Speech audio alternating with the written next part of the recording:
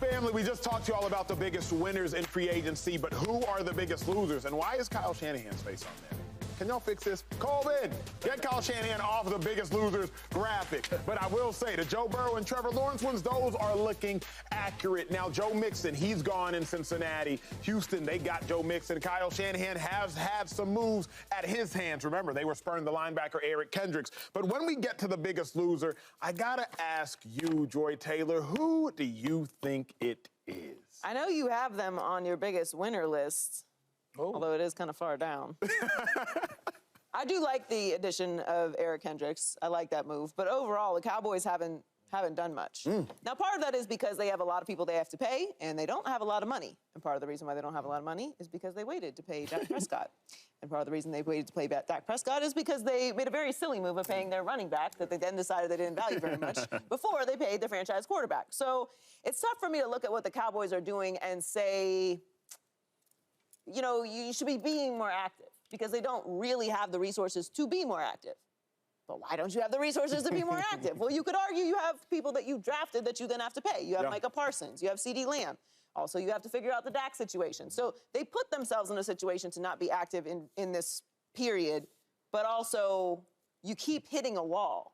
So what do they need, right? They filled a need in Eric Kendricks. Okay, right. So you filled a need. Do you feel like that makes you that much better in the scheme of what the Dallas Cowboys keep running up against? I didn't think that the defense was the issue last year. Yeah. So, okay, we're shady. I'm trying to forget this. I think that the Cowboys I do like the Kendricks move.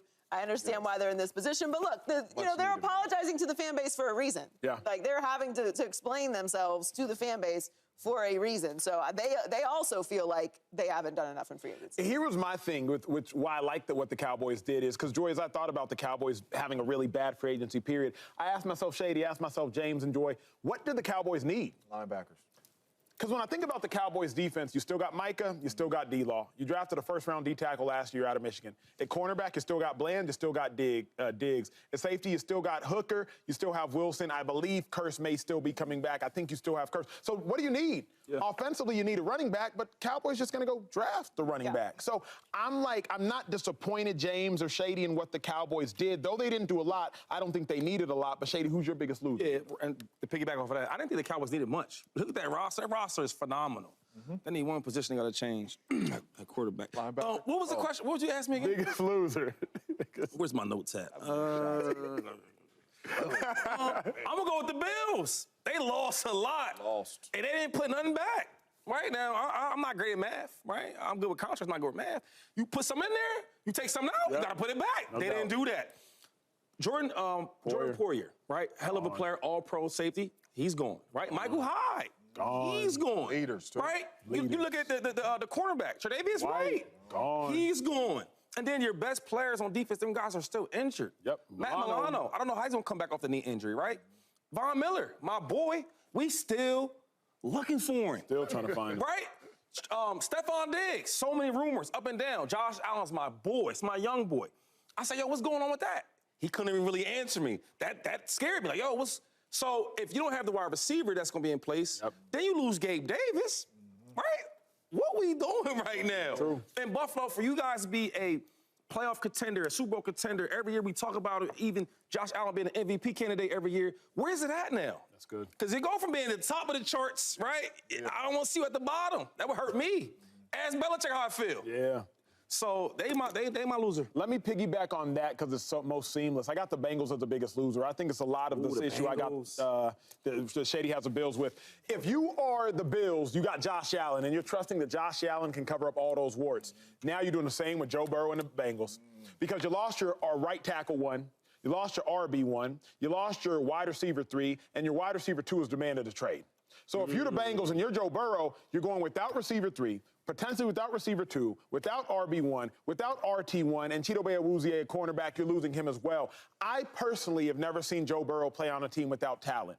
I remind y'all at LSU when they went 15-0, he had Randy Moss's son, Thaddeus Moss. He had Clyde Edwards-Helaire, first-round pick. You had Justin Jefferson. You had Jamar Chase. That was his backfield. I didn't even mention the defense where guys like Patrick Queen and Devin White existed. Didn't even mention that squad. I believe Queen was on it. I don't think White was. One of the two were flipped. So with that being said, James, to me, the biggest losers are the Bengals because Joe Burrow's going to come back from his injury and be like, where'd everybody go? And it's going to be a real bare locker room in there. Yeah. Chase going to say, I'm here. Go ahead and throw it over here, dog. For me, it's Jacksonville. Yeah. And I know they just signed Armstead, but offensively. Yep. Your quarterback without Calvin Ridley and Christian Kirk is 12 and 26. Stats not really good. He has not shown you that he can win with average cats. And you lose a number 1 wide receiver, Christian Kirk is coming off an injury, and you bring in Devin Duvernay?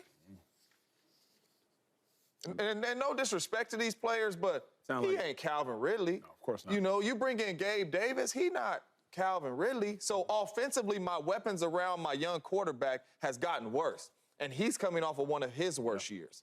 And then not only that, you say, we're taking some key pieces away from you to help you succeed, and we're going to trade for a first-round pick to look at you just in case you mess up. So in my humble opinion, the Jags lost. Trevor Lawrence has not gotten it done with average dudes, and you didn't put nothing around him to be able to help him succeed this season. I mean, Calvin really is good. He's real Christian good. Kirk good, coming off injury. What he going to look like? Your quarterback 12 and 26 without both them on the field. One of them ain't going to be there for show. What are you going to do, and are you going to deliver to be able to help get this offense moving in the right direction? I don't believe it. It's a fascinating free agency period because I feel like this year more than any year, quarterbacks are going to be asked to do a lot more. Again, I was thinking as you were talking, James, I'm like, Trevor Lawrence, I haven't seen him without talent either. No. What did I tell you about Trevor Lawrence? I'm like, because in college he had ETN, he had T. Higgins, he had John Ross, he had Amari Rodgers, and I'm like, dang, like, can Trev has never looked good without the cupboard being stacked. So go ahead, Shady. No, I'm saying, but what did I tell you about? We argued about this, James. We did. What did I tell you about Trevor Lawrence? We did argue. What did I tell you about him, though? He's an okay player, right? A lot of hype coming out, high school, was so great. Get to college, he's surrounded by all these great athletes. The same issue we have with a lot of Ohio State players. That's why it was so hard to really grade C.J. Stroud, because everybody from Ohio State be good, right? From the backups to the starters, everybody look good. He goes to Clemson and lights it up. Everybody's playing with All-Americans, even the backups. Yeah. So now we get to the NFL. What's he going to do? He's been okay. We want to praise him because nobody wants to be wrong. No scout wants to be wrong, but he's okay. He's an okay player. Good guy. And he needs weapons. Because if not, he's going to be the same guy we've been seeing the last couple of years. A lot of hype without no production. Fair to say he's a Jag? But he has a good coach, though. Now, I will say this, though. Just a guy. But he does have a really, really good coach. He's going to be all right. He's going to be all right because the coaching guy, Doug Peterson. Doug Peterson's pretty good. I don't know if you want to stand on it, but... Oh, no. I stand there and I said about it. Think he's just a guy? I think he's good. I think he's a good quarterback. I don't think he's nothing special. I don't think he's nothing, like, generational. I don't think he's nothing they said he was before he got there. Because you remember what they were saying about it. Yeah, of course. He's nowhere near that. You put him on Baker level? Don't do. Yeah, he's probably better than Baker. Baker's like... Baker's I'm just asking a question. Yeah, Baker's probably like, he's okay. Subscribe here to get the latest from Speak, and go watch a few segments from our other shows on FS1.